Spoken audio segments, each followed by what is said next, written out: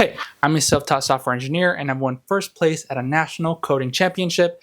In today's video, I want to explain 7 things that I'm implementing to become a better software engineer, plus some bonus ones as well. They're all under tracking more outcomes. I found that the highest S-tier software engineers track as many things they can and are able to understand how it affects the business. So you're able to make a bigger impact because you understand how you as the developer makes the company money. For example, Ryan Peterman, a staff engineer at Instagram, uses his metrics to directly tie how his role affects the company's bottom line. I don't know if you barely see it. I don't know if I can zoom in. Whoops. Spoiler alert. I feel like it may be easier to track things in a bigger organization because they have like systems in place, but you can be the person who starts this in your system or your small organization as well.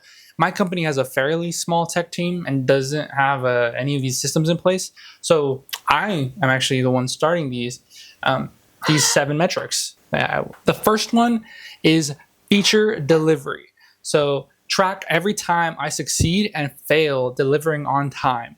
This can be turned into something like, by consistently delivering 95% of features on time and within budget, the development team helps the company launch new products and services as planned, capturing market share and increasing revenue by 15% year over year.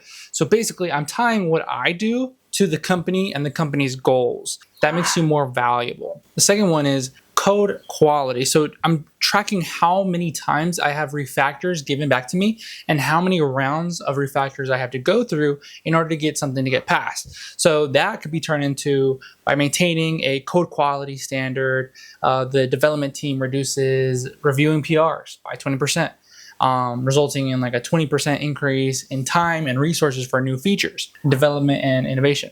So here, I really like this one because it kind of shows like, oh, like this guy actually cares about the type of the type of code that he wants to put out. And you're able to tie that to the company. Again, these are all tying back to the company because it makes you look better. You come out looking like you want what you come out looking like you align with the company's goals, which you should because you're working there. So the third one is bug resolution. So track how fast I can get bugs completed and pass through PRs. So by resolving 85% of my critical bugs within 24 hours, I help minimize the impact of software issues, ultimately reducing churn. So again, bug resolution, well, it's pretty straightforward. Number 4, fourth metric, try to think about different solutions the company can implement. Maybe something was talked about in the sprint planning and you want to be the person to propose the implementation. Basically, find and track the solutions you suggested and how they affected the team and the business. So like by innovating 3 innovative solutions per year, I help the company increase customer satisfaction, decrease total time on pull requests, decrease internal and external churn. It's like, this is also what, like, this is, I think is the biggest way that you can show off. Like you want to be able to say you are an innovative engineer and the different solutions you come up with makes you stand out. You know, most of these are metrics for yourself to track, but this one in particular, if focused on, can get you the most bang for your buck. 5th one, collaboration and communication. Track how many times I touch base with my seniors and leads. This has to be taken with precaution though, because you don't want to ruin their time, but this can be done before they start working, like the start of the day or back from lunch or any time they have time basically, or when they're not working, when they're not currently on something. And then you basically just count how many times you touch base. This would help with product problems. This would like really help with product problems and help you catch refactors earlier. Again, making you more productive, making the team more productive, and your manager might be a little annoyed. So you should precaution.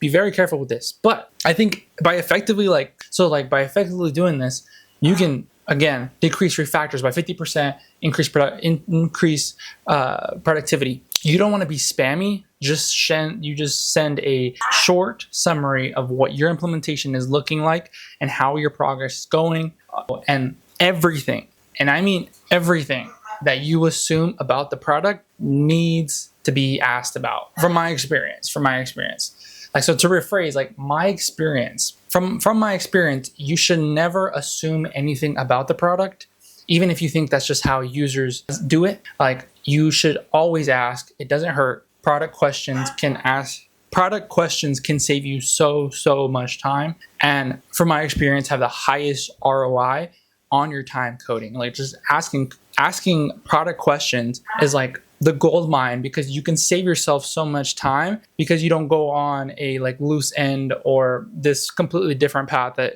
is incorrect just because you assume something. The sixth one, security and documentation.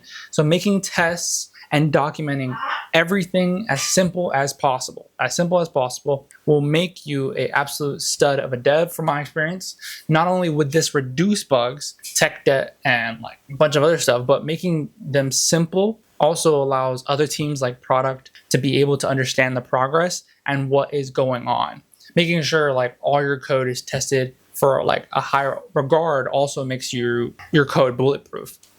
So this can be turned into something like, by ensuring 90% of my code has tested cases and is 100% documented, I reduce refactors, increase my team's total productivity, and decrease future bugs. And then like for a documentation one, you could say, like for a purely documentation one, you could say by ensuring 100% documented code, I save the team 20% time, something like that. So to recap, I will be tracking success and fail times, refactor rounds, time taken on bugs, new ideas and impact, communication rate with my seniors, percentage of code I test and document, and a fun bonus, tracking how much I spend learning outside of work to help me accelerate as a software engineer. I think you should really consider implementing something if your company isn't already, because I feel like the bigger tech companies already have something, but for smaller tech companies, startups, I mean, you don't have anything like this. And I think from my experience, I feel like when I have something to strive for,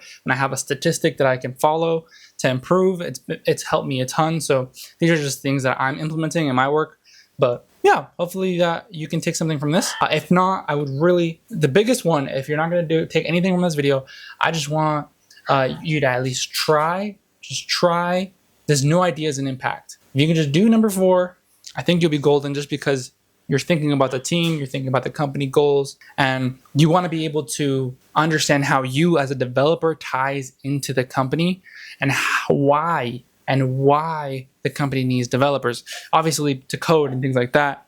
But the real is that if you're not able to communicate the value that you bring, you're not going to get hired, at least from the top tech companies. You're not going to be this S-tier engineer, because that's what S-tier engineers do. They understand their value and they understand how to make more of it. All right, so peace. Hope you learned something from this video. Peace. All right, let's go.